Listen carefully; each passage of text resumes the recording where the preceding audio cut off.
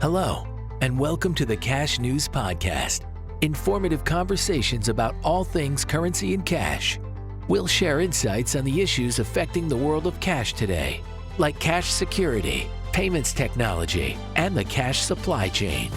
Your hosts, Tom Meehan and Shaun hope to inform industry professionals and support better cash security and management by sharing the latest information on trends, strategies, and technology. This is the Cash News Podcast. Now, here's Tom and Shaun. Well, hello, everybody. We're back again. Cash News. I don't know what episode it is. Shaun, do you have any idea what episode it is? 28. I have no idea. I don't know. We're around 30. Yes, 30. Could be 29. Could be 35. We're not even sure. As always, joined by the look at this guy, Shaun Ferrari. The amazing, the great. I'm excited to be here. What do we want to tell everybody? Children? There are no children, right? No, today? We shouldn't hear any children today. There's no significant others here out getting their hair done today. I got my hair done today, by the way. I don't know, Tom, did you get yours done? Or you? No, sorry. Okay. Anyway, no, it was a hair day today. I will say from a payments perspective, what I thought was interesting when I was getting my hair done, go to the same place, and usually I charge it. I know they don't like that too much, but I do tend to charge it. For the first time ever that I've gone to this place, there was an ATM in the facility, just this little barbershop. And they were really kind of pushing. They still would take credit, but they were really kind of pushing to go use the ATM. So wow. I'm curious to see how that evolves. Anyway, just FYI. Well, that's an awesome kind of point, because you're wondering are they looking at the money they're going to make from the footprint of the ATM in their spot, right? Or are they worried about credit card fees, or are they trying to keep more cash in hand? I mean, awesome stuff. So for the listeners that are watching, so the viewers, which we know we're a podcast, and we have less viewers.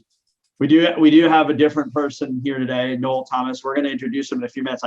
I know if you're watching him, we'll get into it with Zero Trafficking in just a second. But Shaun, so I'm in the office today, so no children, no dogs. I know I heard a barking dog before, so I like to throw it out there.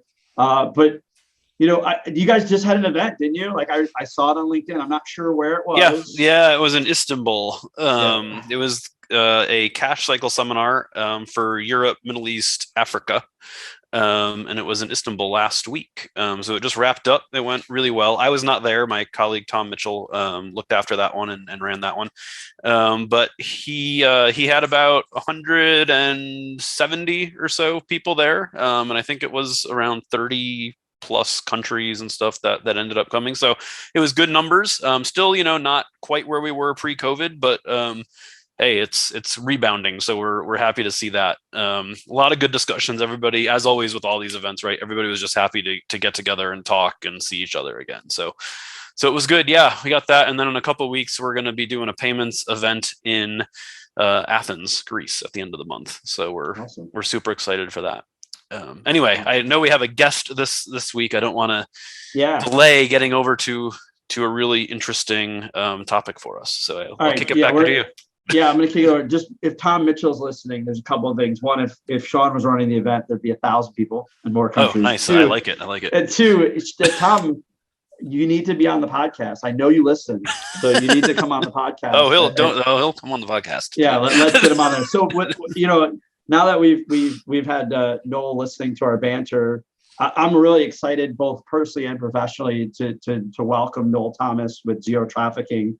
Noel and I have had the pleasure, and I've had the opportunity to really work with Zero Trafficking on a whole bunch of different things. So I'm really, really excited. It's important to really note that they're kind of a one of a kind. I'm going to let Noel, why don't you tell the listeners, since we didn't do, we are taping this a couple weeks in advance, so the LinkedIn and kind of the social isn't out yet. So why don't you tell the listeners kind of who you are and what is Zero Trafficking? Yeah, absolutely. So thanks, Tom and Shaun. I'm Noel Thomas. I'm the CEO of Zero Trafficking, and our whole mission is to disrupt human trafficking networks by following the cash and following how they operate and the logistics. And so we've brought a lot of different intelligence practices together to go after human trafficking and work with some really great partners to disrupt the global slave trade. And I know we met several years ago, but I often get asked the question, even to this day, when I'm speaking about human trafficking or mentioning some zero trafficking.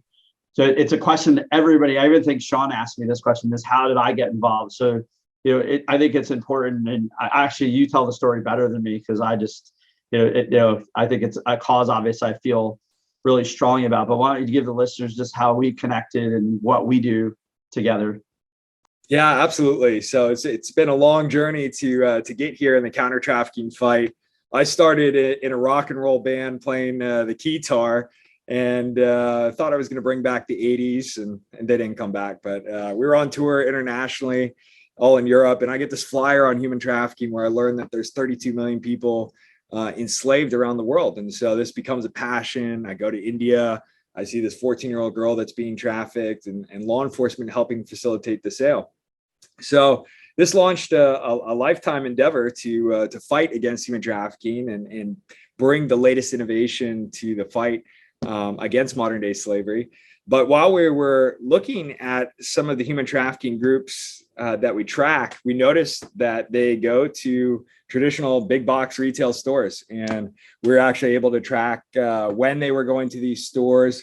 And so I started looking online to see if anyone had written about the overlap of human trafficking and organized retail crime. And there was only one article in existence, and that was Tom Meehan's article. And so I thought, I have to reach out to this guy and hear his thoughts on this, because this is so out of left field from what I've seen and been working with. And now we're starting to see this trend emerge, but no one's talking about it.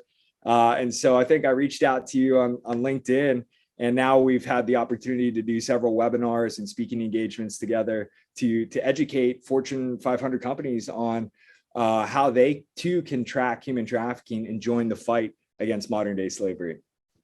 Wow. That's fascinating. And it doesn't surprise me that if there's one person to write about a topic, I don't care what it is, it will be Tom. But no, that's amazing. And I'm eager to hear more about it, because like you said, I've never really drawn the connection between like big box retail or retail and human trafficking as like a combination of like, I don't know. So I'm just really interested to hear more about it. Yeah, Tom, I'll let you take this one. You've seen it firsthand, and this is the expert on the nexus between trafficking and organized retail crime. Yeah, so it's funny. I saw Shaun's face when he said it, because Shaun was like, "Of course, Tom wrote about it." No, it actually is one of those ones that I didn't intend on writing about. So it was several years ago, and I was involved at the time. I managed I think I managed all the investigations for the organization, and I happened to, believe it or not, just be at a location during an investigation. And what kind of, to shorten the story, there was several weeks of substantial fraud. I mean, I think it was $35 million worth of credit card fraud at this time, covering the whole entire East Coast. And it was, from my perspective, when I at first glance, kind of a typical counterfeiting ring.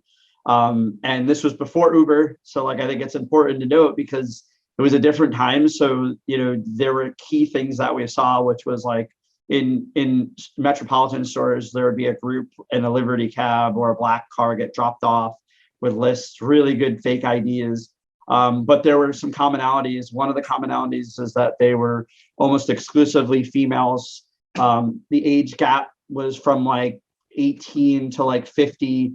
All Asian females, and these were crimes where we thought it was a counterfeiting ring. We kept making apprehensions, we kept having arrests made, and the dollar amount just kept getting larger and larger. And there were kind of a few things that were unique. One was that they had just had a tremendous amount of data about people, so they were getting really, really good IDs, which is not common in a counterfeiting ring, which really good IDs usually are expensive. And the folks that we were catching almost as exclusively didn't have papers. They were from another country. They didn't speak English. And this was ongoing for a while. When I was in the store, there was a large group of people, and there was actually a male with them. And the store was doing the investigation, and they stopped a whole group of people. And I was there, and there's kind of, as I learned about human trafficking later, all this makes perfect sense. It didn't at that point. Is there out of the group, there were two people that were afraid. And if you've ever been involved in arrest and interrogation, everybody's uncomfortable and afraid. But there were two individuals out of the whole group that were visibly afraid. There's just no other way to describe it. Like they were in fear for their lives. So we separated the individuals.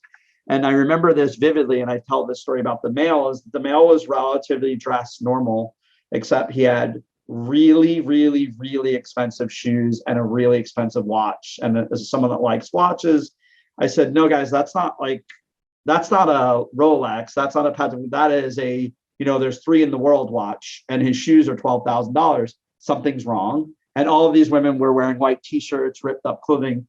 And we separated them, and out of the group, only one person was talking. And I remember this vividly. We had someone that translated, and the translator was a cosmetics associate. And she said, what she's saying is not making sense.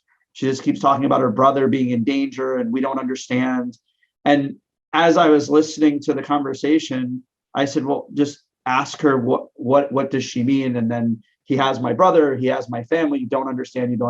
And what it ended up turning out to be was a true forced labor crime. And I didn't even know what forced labor was at the time. I always thought of human trafficking immediately to sex trafficking. And what it was there was a group of folks that were in a real criminal nexus. And Noel talks about how the crimes interact, where the case did get federally indicted. It led to 31 arrests. And when you look at the checkbox of crime, they were involved in car theft, drug trafficking, underground dance clubs and gambling clubs in New York.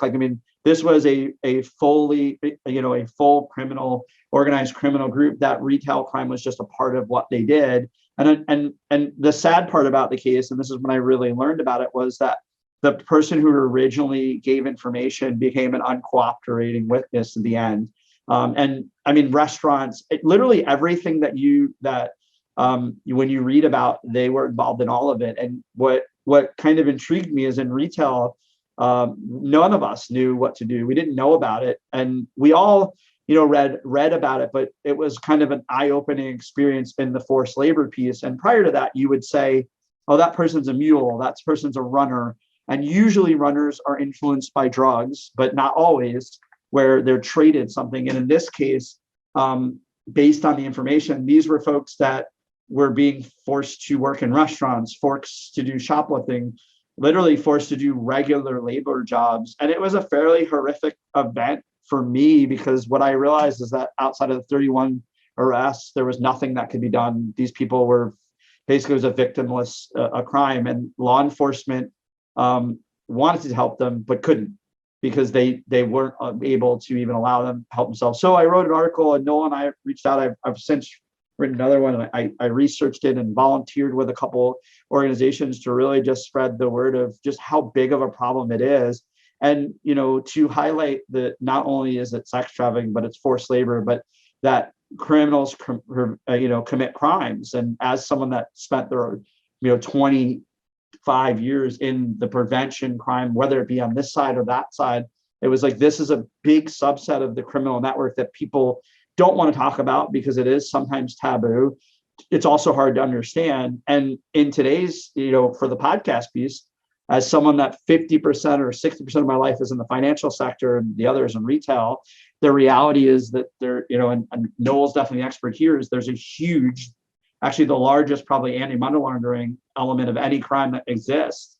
And Noel's definitely the expert here, but you're talking $150 billion of money that has to get washed, because you can't claim it. So that's how we met. I wish there was a better story. I wish I could say that I watched him at the band and followed him. But not only am I honored to be a part of trying to help it out, but just a phenomenal, great group of individuals that have a cause that really is good for everybody.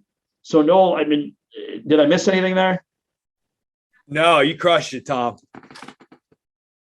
So because the listeners here are really predominantly going to be in the financial and the cash, why don't you talk a little bit about what Zero Trafficking does with some of the larger financial institutions, so that it ties it back to what our listeners are learning or would want to know about. Absolutely. So you mentioned the $150 billion that has to be washed, and it's expected that human trafficking will become the largest illicit trade. And if you think about it, you could sell that kilo of cocaine once, but you can sell that victim of trafficking 20 times per day. So to them, it's a renewable commodity. And you see Crimes Inc. as a whole moving quickly into human trafficking. So Boko Haram and ISIS and other cartels and organized crime, because it's so lucrative and profitable.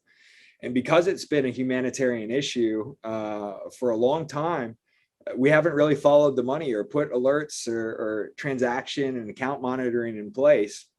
And so what we did is we took military techniques in the war on terror and applied it to the framework of finding the financing of human traffickers. And so proactively, we built these scrapers that go through the web, everything on the open web. This is freely available information where these traffickers are advertising, and purchasers and buyers are making reviews. But for us, this is really rich in intelligence and creates an opportunity for us to proactively scrape this. And then we've got a team of analysts that are trained in open source intelligence and geospatial analysis.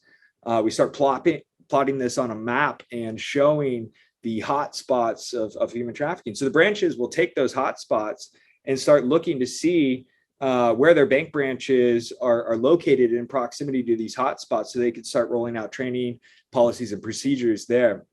The other thing that we do is we provide this curated list of 30,000 suspected illicit enterprises connected to human trafficking, and they can take that list and run it against their accounts and transactions to see if they're doing business with them.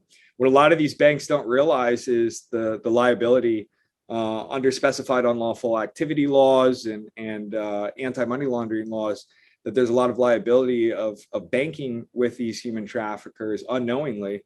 And we're always surprised by the level of both regional and global banks that didn't realize that they were interacting with some of the human traffickers that we're looking at. That is interesting, and I think it's not uncommon. I think for a lot of banks, particularly, there's so many banks in the U.S., right, and of all different sizes. The large guys, I'd like to think, have some sort of better handle on it. Maybe not, but we don't have to name bank names. But nonetheless, I would like to think that they have a better handle on it. But there's over 5,000 banks in the U.S., and I'm sure after you get through those top 10 or 15. Kind of the awareness of what to look for. We see it on everything, whether it's counterfeiting, whether it's just normal BSA, AML type activities. The knowledge doesn't necessarily evenly make it down to some of the smaller ones. So I can see how in this arena it's similar. Have you seen anything? We're obviously, there's more and more different types of payments coming out all the time, and we often hear there's digital currencies and crypto and all that sort of stuff. Have you seen in this area any adoption of those other payments? Is it truly making it easier to transact than cash, or not so much? Or I don't know, just any thoughts on the different forms of payments that are out there now? Yeah, absolutely. So traditionally, this is going to be a very cash heavy business, and so they'll use cash often. But we are, to your point, starting to see this trend where cryptocurrency is being used both on the laundering side and the transacting side, or sending payments cross-border. We see that sometimes with the BTMs, the Bitcoin ATMs that are used to transmit money, and someone will walk up to a BTM with $30,000 in cash and then transmit that overseas. So I think we're going to see a rise in crypto, and there's groups like Chainalysis and CipherTrace that are really looking at the money laundering that occurs via these crypto transactions. And we've had several big busts over the last 2 years. One of them being the Hydra market, where a lot of illicit activity was occurring. And so they took that that takedown and started to see how, weapons, drugs, and other illegal goods are sold on the dark web using cryptocurrency. So, I mean, as the listeners, I think just using my own example back when we had that case, I think anecdotally, my team knew about it, but really didn't understand the forced labor piece at all. They didn't understand just how big of a problem it was. And I think when we saw the case unravel, there were crimes that were involved that I was like, wow, I didn't even know that happened anymore, type of thing. And for the folks listening, what's an easy way for them to learn more about what zero trafficking does, or just the problem in general? I know there's associations out there, but if there's a listener that wants to learn more, Noel, what's the best way for them to do it? Yeah, so the first would be going to zerotrafficking.com. We've got a website that walks you through the things that we do as an organization. But there's great resources out there. FinCEN and Treasury put out guidance on how to identify human traffickers with suspicious indicators and red flags. There's the National Human Trafficking Hotline, which is a hotline that if anyone comes in contact with a human trafficking victim or suspects a human trafficker, they can report it anonymously to this tip line, and that gets funneled to law enforcement agencies. And the last is Polaris.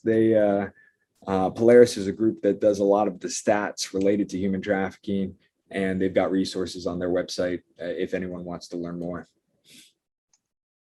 Awesome. Yeah. And I think, Noel, obviously, man, thanks so much for coming on. We're gonna have you back on again. I think one of the things Shaun and I are working on is kind of putting a panel of different guests in to just have banter about, just talking about what's going on. So we'll definitely have you back, and hopefully, I'm going to predict the future. Shaun and I do this a lot. There'll be some breaking news here. What's the breaking news going to be? I have a feeling that you might be at a currency research event talking about human trafficking. That's my prediction. Are we breaking news, or is it just a prediction, Shaun? I mean, it can happen. We're happy to do it. I'm happy to have him. If he wants to come out, we're happy to do it. So it could be either at this point, Tom. Yeah. No, I definitely think it. Thank you so much for being on. It's such a great cause. And I know what you guys do is the work that a lot of people, half of it's probably education. So for you, just educating people what's going on. And then the intelligence method is awesome. So definitely thanks for joining. We'll look forward to having you on again. Any closing words, my friend Shaun? No, I just echo the thanks for coming on. I mean, I think it is, we do at a lot of our events, Tom, as we end on the podcast too. We talk about the whole compliance angle and AML and everything quite frequently, not just with cash, but especially moving into the digital world, right? And it's nice to, obviously, while the crime is definitely not a good aspect of it, and human trafficking is a horrible thing, but it's hearing about it helps add some real world impact to what we talk about kind of in theory, in terms of is it more risky, or is it harder to track and do compliance on X, Y, or Z, or we need, just the real life stories behind it and the real consequences, I think adds a richness to the discussion. So thanks for coming on. It was great. And I sincerely do hope we can get something together at one of our upcoming events, whether it's San Diego later this year or somewhere else around the world. We can definitely make it happen. So that would be great. Thanks guys for having me on here. Thank you. I just remember, everybody, I know we say it every time, it helps us like, subscribe, share, comment. If you want to come on, you know how to get Shaun and I. We're not hard to find. Thanks, everybody. Thanks. Have a good one. Thanks for listening to the Cash News Podcast. We hope you found this episode insightful. Don't forget to like and review us on iTunes, Spotify, Stitcher, or wherever you listen to your podcasts. Follow us on LinkedIn and Twitter, and be sure to visit us at thecashnews.com to stay up to date with the latest on the world of cash. Thanks again for listening to the Cash News Podcast.